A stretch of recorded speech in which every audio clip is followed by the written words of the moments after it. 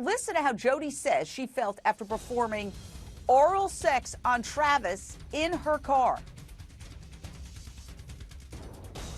How did you feel after that encounter?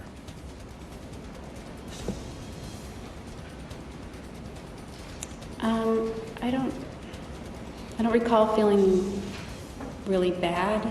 Maybe just a little deflated. He refused to kiss me afterward because he said it was gross. Maybe that's because I was just performing oral sex, but that's what he said. And so he kissed me on the cheek.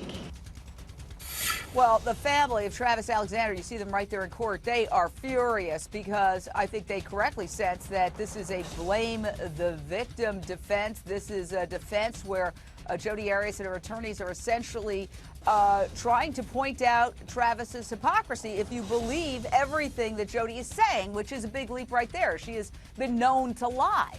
But let's bring in our legal team. Jordan Rose, Wendy Murphy, Brian Silver, Evangeline Gomez. We got four excellent attorneys. If I had to boil it down, I would say that this is the hypocrisy defense. They are painting a picture of Travis Alexander, the victim, as someone who was handing her the Book of Mormon at a Starbucks and then asking her and getting oral sex in a car, even though Mormonism calls for celibacy. He's talking to her about Mormonism, sending Mormon missionaries to her house while he is again demanding more oral sex from her. I don't know if any of this happened. This is coming out of her mouth, but is it effective? And let's start with Evangeline Gomez, defense attorney.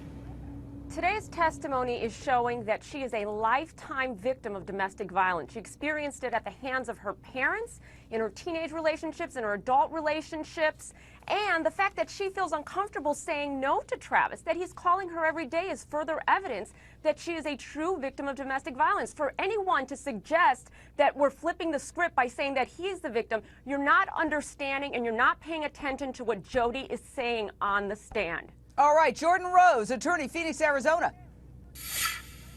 Oh, can we trust anything that Jodi would ever say on the stand when she's lied about every single thing? And I cannot wait for the prosecutor to get up there and put her on the spot.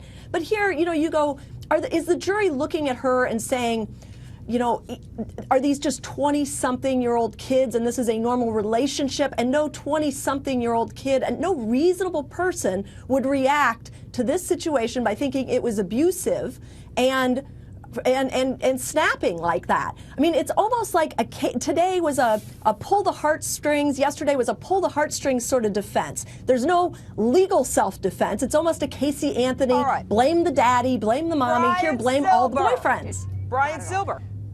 The first thing we need to understand is that this is a case with a lot of moving parts. Number one, her testimony is not only going to establish that she's acting in her own self-defense, but it's for later on in the penalty phase, because she needs to establish not only what she did, but why she did it. And if she acted under duress, that would be a mitigator against imposing the death penalty. And we may not like what she has to say, the family may find it offensive, but that doesn't mean it's not true, because sometimes a kiss is not just a kiss. And that's what the defense is going to explain later. Wendy Murphy.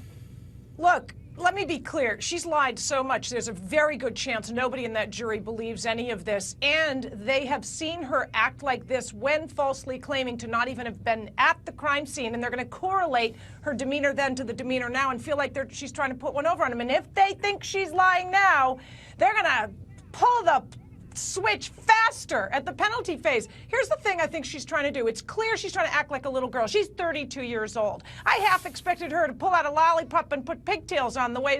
This was pure theater today, and juries who feel manipulated will come back with a vengeance. I think when she starts talking about, I didn't want to have sex and he made me have sex, to make him look like the bully when they know he can't stand up and say, hey, I gave you oral sex. You loved it. We had a wonderful time. We had bubble bath and champagne.